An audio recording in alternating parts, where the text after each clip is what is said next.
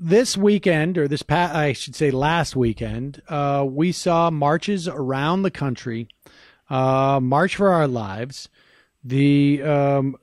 basically driven by students from Marjory Stoneman Douglas High School in Parkland, Florida, who suffered a mass shooting where 17 students were killed, or I should say students and staffers were killed. And what is really impressive to me is, and I have some issues with some of the demands by the students and whatnot, but there's a couple of things. The sheer energy that we're seeing from these students, a lot of people compared it to the Vietnam era protests, because a lot of these students, I think I've seen reports that 180,000 people have been in some way directly involved in mass shootings over the past 10 years. A lot of these students, they have a material interest in reducing gun violence because they're in school, they're doing lockdown drills, they're actually experiencing shootings. That struck me. The intersectionality struck me, where you're seeing particularly students of color trying to integrate, as they have done with the Black Lives Matter movement, these questions of gun violence and the carceral state and policing in schools and outside of schools.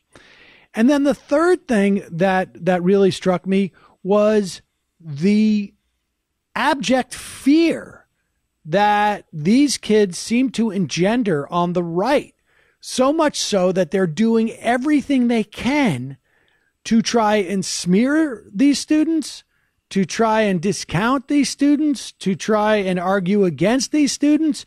It has been just fascinating. Oh, absolutely. Just to take your last point first and then work our way back, the right's furious reaction, particularly from the NRA, which, to be honest, I'm frankly surprised by, because they normally take they go on offense when these situations happen, and their general thing is get more guns out there, get more guns in the school. We need more guns. We need open carry and reciprocal carry, and we've got to, we've got to enforce the laws that put criminals in jail, et cetera, et cetera. They are the ones they push their agenda very hard when these things happen. But this time they're on the defensive, and it's really ugly, because the people that they're attacking, and if you want to know why people use the word deplorable to describe the so much of the right wing, this really illustrates it, because these kids are sincere.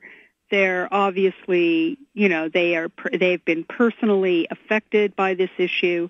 They are out there sort of giving testimony and organizing from a totally democratic, purely kind of, open, transparent process.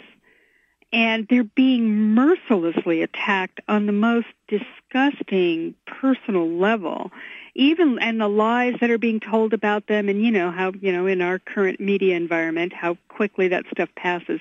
To see what a lot of these grown men gun nuts are saying about these kids, I won't repeat it, but anybody who's listening, you can imagine what they're saying, and it's grotesque, and it is a grotesque revelation about their basic characters, and I think it's kind of a revelation to us that somehow or another the NRA lost the thread on this one, and they are now on the defensive. Now, whether or not that's going to last, and whether or not their hold on the Republican Party, which is incredibly strong and going to be very, very difficult. I would never want to underrate the challenge that these kids and the other people involved in the gun safety movement are facing, because this is a very, very, very effective lobby, and they have got a stranglehold on the Republican Party. But nonetheless, it is very interesting to see how furiously they're fighting back. Going backwards from that on how this movement sort of congealed and so quickly.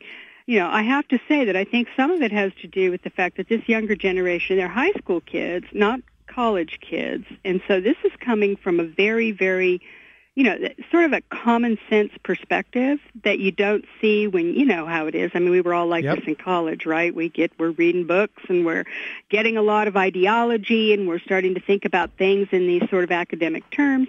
And the high school kids aren't like that. This is a very practical, common sense sort of approach, which is both mass movement and building, mass resistance to the gun lobby and mass resistance to gun proliferation in general.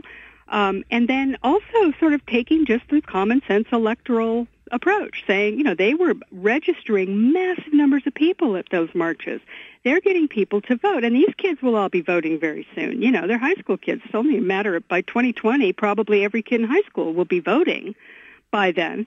And, that is, to me, the sign of something different sort of taking place here. And it's also, I think, when you mention the intersectionality, I think that comes very natural to this particular age group. Right. It doesn't have a forced kind of feeling to it. I think that was one of the things that was so impressive about the speakers in D.C. and elsewhere, too, to the extent that we saw them, is that this didn't feel like, it was, we got to check off all the boxes here and let's do it. It felt very organic to me, like this is who we are. This is really us. We're not trying to prove anything. We're not here to sort of make a statement about anything other than this is the America that we represent. It is intersectional with LGBT and various various ethnic groups and African Americans and class intersection and all of it. It just was there, just like a sort of a normal thing.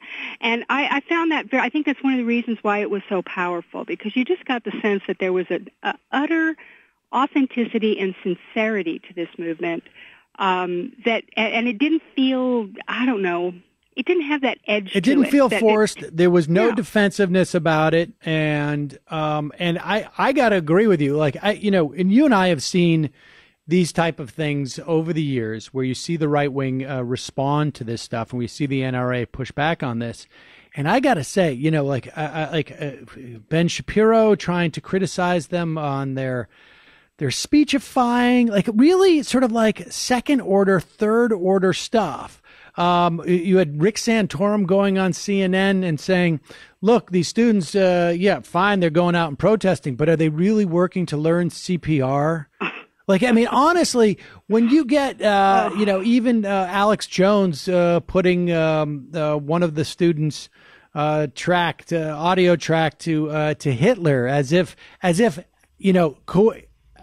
not for nothing, aside from that being a bit of a reach, I want to remind people one of the things that Hitler did quite early was to arm the kids and to get them prepared to go to war. So I think, and it remains to be seen how durable this is. Although I got to say, the intersectionality of this is what I think is going to create a lot of the durability of this, because issues come to the forefront and then they recede from the public consciousness. But what's being developed here is a solidarity amongst people of this age, a recognition that a lot of these issues are connected, whether it's, the corporate greed, whether it is the carceral state, whether it is violence against African Americans by police, whether it is, gun shootings in suburban high schools. I think they have a sense that this is all connected in some fashion, and that's going to propel them forward. But we have to take a break as we propel forward. I'm talking to Heather Parton, the great Digby. I'm Sam Seder. This is Ring of Fire Radio. We'll be back in a moment.